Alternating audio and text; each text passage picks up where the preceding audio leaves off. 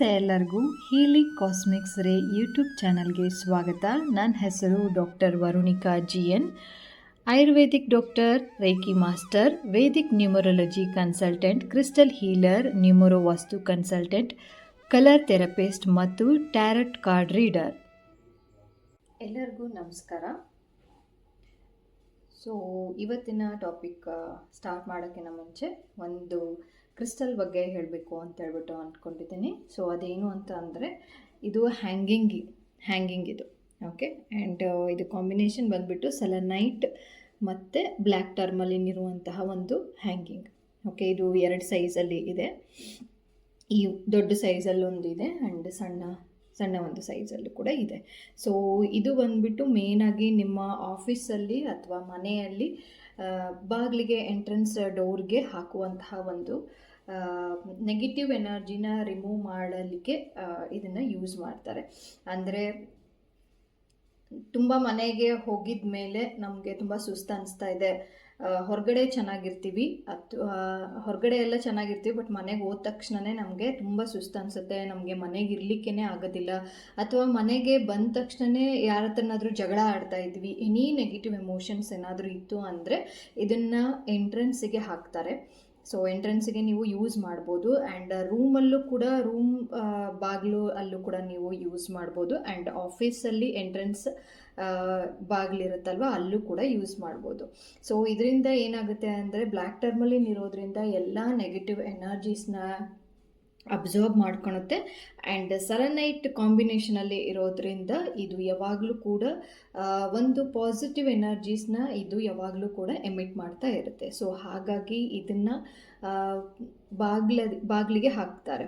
And sometimes ಏನಾಗುತ್ತೆ ಅಂದರೆ ಯಾವುದೋ ಒಂದು ನೆಗೆಟಿವ್ ಎಮೋಷನ್ಸ್ ಅಂತ ಬಂದು ಹೋದರೂ ಕೂಡ ಕೆಲವೊಬ್ಬರಿಗೆ ಏನಂದರೆ ಯಾರೋ ಗೊತ್ತಿರೋದಿಲ್ಲ, ಅವ್ರಿಗೂ ಕೂಡ ಗೊತ್ತಿರೋದಿಲ್ಲ.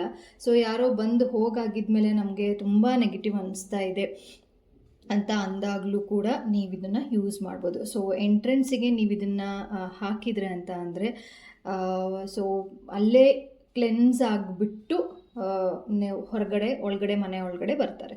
ಸೊ ಇದು ಯಾರಿಗೆಲ್ಲ ಬೇಕು ಅಂತ ಅಂದರೆ ಕೆಳಗಡೆ ಡಿಸ್ಕ್ರಿಪ್ಷನ್ ಬಾಕ್ಸಲ್ಲಿ ನಾನು ಮೊಬೈಲ್ ನಂಬರ್ನ ಶೇರ್ ಮಾಡಿರ್ತೀನಿ, ಅಲ್ಲಿ ನೀವು ಫೋನ್ ಮಾಡಿಬಿಟ್ಟು ನೀವು ಪರ್ಚೇಸ್ನ ಮಾಡ್ಬೋದು. ಸೊ ಇದು ಸೈಜ್ ಬಂದುಬಿಟ್ಟು ನೋಡಿ ಈ ರೀತಿ ಇದೆ. ಸೊ ಇದು 2 ಸೈಜಲ್ಲಿ ಇದೆ. ಸೊ ಆಲ್ಮೋಸ್ಟ್ ಇದು ಒಂದು ಕೈ ಅಳತೆ ಅಂತ ಅನ್ಬೋದು. ಒಂದು ಫುಲ್ ಅಂಗೈಯಲ್ಲಿ ಇದಾಗುತ್ತೆ, ಒಂದು ಸಣ್ಣದೊಂದು ಅದಕ್ಕಿಂತ ಒಂದು ಸಣ್ಣದು ಸಿಗುತ್ತೆ. ಸೊ ಇದು ಮೇನ್ ಬಂದು ನೆಗೆಟಿವ್ ಎಮೋಷನ್ಸ್ನ ಅಥವಾ ನೆಗೆಟಿವ್ ಎನರ್ಜೀಸ್ನ ತೆಗೆಯುವಂತಹ ಒಂದು ಪವರ್ಫುಲ್ ಟೂಲ್ ಅಂತಲೇ ನಾವು ಹೇಳ್ಬೋದು. ಓಕೆ, ಅವರಿಗೆ ಸೊ ಧನಸ್ಸು ರಾಶಿಯವ್ರಿಗೆ ಏನೆಲ್ಲ ಮೆಸೇಜಸ್ ಇದೆ ಅಂತ ನೋಡ್ತಾ ಹೋಗೋಣ. ಆ್ಯಂಡ್ ಯಾವುದ್ರ ಕಡೆ ಗಮನ ಕೊಡಬೇಕು, ಯಾವುದ್ರ ಕಡೆ ಗಮನ ಕೊಡಬಾರ್ದು ಅದ್ರ ಬಗ್ಗೆನೂ ಕೂಡ ನಾನು ಹೇಳ್ತಾ ಹೋಗ್ತೀನಿ ಧನಸ್ಸು ರಾಶಿಯವ್ರಿಗೆ. So thank you so much. Thank you ಧನಸ್ಸು ರಾಶಿ. ಓಕೆ, ವಿಕ್ಟ್ರಿ ಆಲ್ರೆಡಿ ನೀವು ಅಚೀವ್ ಮಾಡಿದ್ದೀರಾ, ಆ ಒಂದು ಸಂತೋಷದಲ್ಲಿ ಇದ್ದೀರಾ.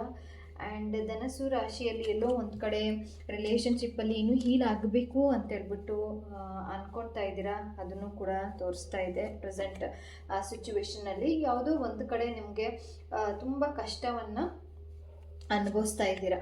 ಓಕೆ, ಆ್ಯಂಡ್ ತುಂಬ ಕಷ್ಟದಲ್ಲಿ ಇರಬೇಕಾದ್ರೆ ತುಂಬ ಯೋಚನೆ ಮಾಡುವ ಅವಶ್ಯಕತೆ ಇರೋದಿಲ್ಲ. ಆ್ಯಂಡ್ ತುಂಬ ತಾಳ್ಮೆಯಿಂದ ಇದ್ದರೆ ಮಾತ್ರ ಆ ಕೆಲಸಗಳು ಆಗ್ತಾ ಹೋಗುತ್ತೆ ಅಂತೇಳ್ಬಿಟ್ಟು ಬರ್ತಾ ಇದೆ.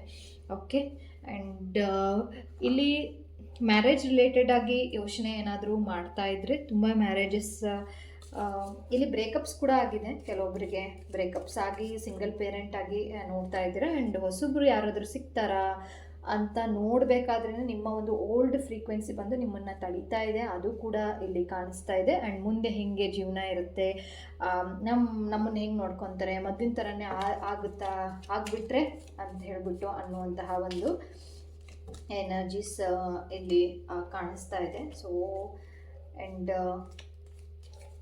ಮತ್ತೇನೆಲ್ಲ ಮೆಸೇಜಸ್ ಇದೆ ನೋಡ್ತಾ ಹೋಗೋಣ ಧನಸ್ಸು ರಾಶಿಯವರಿಗೆ. Okay, psychic ability, trust your intuitions. Okay, ನಿಮಗೆ ಏನು ಅನಿಸುತ್ತೋ ಅಂದರೆ ಸರಿಯಾಗಿ ಕೆಲವೊಂದು ಸರಿ ಏನಾಗುತ್ತೆ, ಇಂಟ್ಯೂಷನ್ಸ್ ಯಾವಾಗಲೂ ಕೂಡ ಪ್ರಾಪರಾಗಿ ಇಂಟ್ಯೂಷನ್ಸ್ ಕೊಡ್ತಾ ಹೋಗುತ್ತೆ ಯೂನಿವರ್ಸ್ ಕಡೆಯಿಂದ.